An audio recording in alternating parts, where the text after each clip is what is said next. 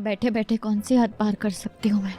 जहाँ चाह है वहाँ राह, ये सुना है ना तूने? तो जब तेरी चाह जाग जाए ना तो मुझे बता देना, मैं तुझे राह दिखा दूंगी। ये नीलामी नहीं रुकेगी। पर क्यों? मैं आपको आपके नुकसान से ज्यादा अमाउंट दे रहा हूँ, ये आपके लिए अच्छी डील है। बात पैसों की नहीं है मिस्टर राघव, इतना नुकसान तो मैं यूं ही बर्दाश्त कर लूंगा। तो फिर क्या प्रॉब्लम? प्रॉब्लम मेरे उसूल है मिस्टर राघव। मैं जब देता हूँ तो दिल खोल कर देता हूँ, और जब लेता हूँ तो सब कुछ छीन लेता हूँ। ध्रुव की वजह से मार्केट में मेरे रेपुटेशन पर धब्बा लगा है, और उसकी वजह से अब मैं फूड बिजनेस में कहीं एंट्री नहीं कर पाऊंगा। उसकी इतनी सजा तो उसे मिलनी ही चाहिए, और बिजनेसमैन होने के नाते तुम्हें मेरा साथ देना चाहिए, ध्रुव का नहीं।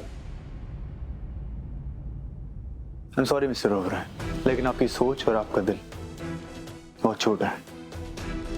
पर मैंने जिस मिस्टर ओबराय के बारे में सुना था वो ऐसे नहीं थे। आपको निराश करने के लिए I am really very sorry. आप अपना चेक वापस ले सकते हैं।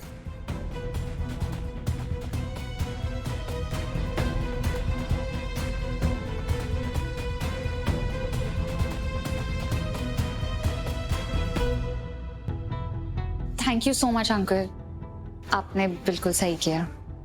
इट्स ओके बेटा, वैसे भी मेरा इसमें कोई नुकसान होने वाला नहीं था। मुझे तो मेरे पैसे घर की नीलामी में मिलने ही वाले थे, पर मैं ये सोच रहा हूँ कि इससे तुम्हें क्या मिला। अंकल मैं ये सब अपने भैया के लिए कर रही हूँ। अगर ध्रुव ने सत्संग के खाने में नॉनवेज मिक्स करके लापरवाही की है तो इस चीज की सजा मेरे भैया क्यों भुगते? वो क्या है ना, मेरे भैया बहुत दिल से सोचते हैं, कभी किसी को दुखी देख ही नहीं सकते। अब देखिए ना, मेरे भैया उस फैमिली के साथ रिश्तेदारी निभा रहे जिस फैमिली ने हमेशा दुख और बदनामी ही दी है। तो अब मैं और चुपचाप बैठ के मेरे भैया का फायदा उठता हुआ नहीं दिख सकती। मैं तुम्हारी तकलीफ समझ सकता हूँ बेटा। अगर कोई मेरी बेटी प्रिया के साथ ऐसा करे तो मैं भी उसके साथ ऐसा ही करूंगा। Thank you so much uncle. Thank you.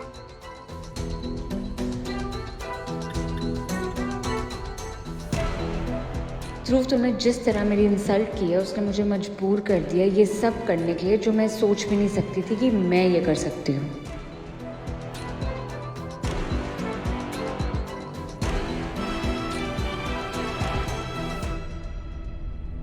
क्या हुआ? तेरी शक्ल ऐसी क्यों लग रही है कि जैसे तूने साक्षात मौत देख ली हो? मेरे पापा ने हमारे लिए जो घर छोड़ा था वो नीलाम हो रहा है, और मैं इतनी बेबस और मजबूर हूँ कि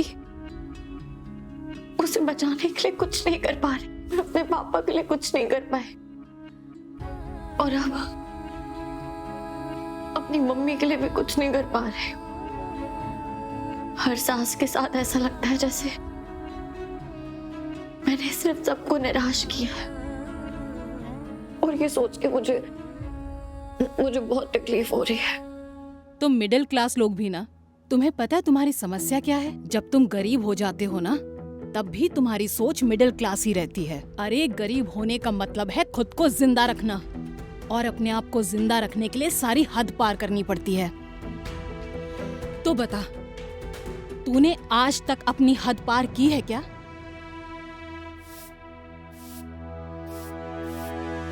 यहाँ बैठे बैठे कौन सी हद पार कर सकती हूँ मैं। जहाँ चाह है वहाँ राह, ये सुना है ना तूने? तो जब तेरी चाह जाग जाए ना तो मुझे बता देना, मैं तुझे राह दिखा दूंगी। रुकिए,